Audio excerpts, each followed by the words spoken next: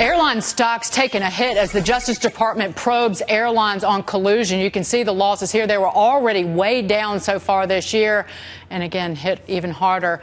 Travel expert Lee Abbamonte says airlines are working together to screw us, but Dave Maney says it's far from collusion. Dave, to you first. Why isn't this collusion? Is it just good business?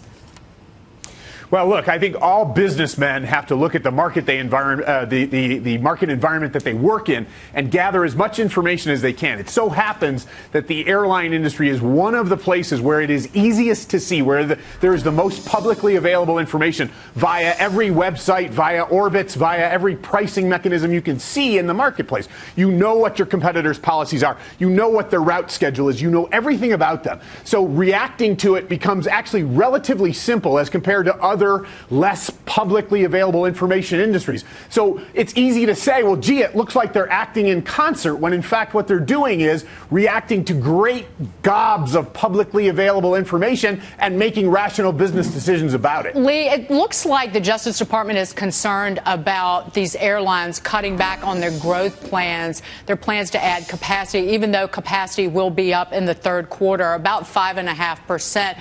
But wouldn't the Justice Department have to have knowledge that they were communicating with one another to prove collusion?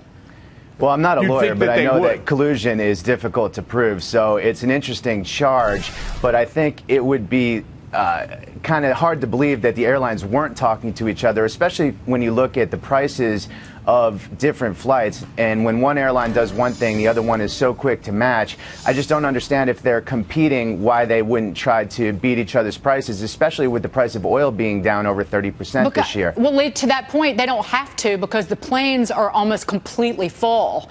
You've got a record number of people flying on airlines this summer. They don't need to cut prices because they don't need to fill all these seats. That's because that's a ridiculous construct, Lee. Lee, you can see every airline can immediately know exactly what the next airline is charging for a flight. They've got web spiders crawling that price data constantly. They've got entire departments of mathematicians devoted to pricing algorithms. They know what's going on. To suggest that they're talking to each other, a blatantly, against the law offense, that's ridiculous. Lee? So why can't the airlines add more flights so there's like more seats available, prices can go down? Why can't people have more choices? With all these mergers, there's only a couple airlines. You're going to have like what you have in Canada, where Air Canada rules everything and the prices are enormous. I'll respond to that, because the airlines are a business. It's not run by the government like Amtrak, and they're in the business of making money. American right isn't cheap flights, even though it's annoying to fly. But the airlines are not in the business of making sure that everybody can get to where they're going at the cheapest price possible. They got to get to where they're going safely, and they do that. Of course, Lee? I understand that they're a business, but at the same time... Wait, hold on. Let me let Lee respond real quick, and I'll give you the final word, Dave.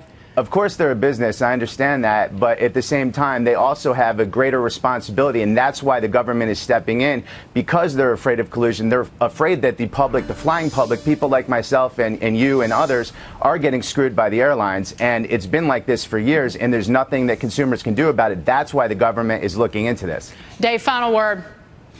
It's the most political Justice Department in the history of the United States, in an administration that is not at all economically sophisticated. And to imagine that this Justice Department comes in purely on the basis of data, as opposed to on the basis of what looks good politically for a Democratic administration, is rather naive. That's right. You let them merge because they're struggling financially, and then you start investigating them. There you go. That makes sense in this world. Lee Abbamonte and Dave Maney, good to see you both. Have a great holiday weekend.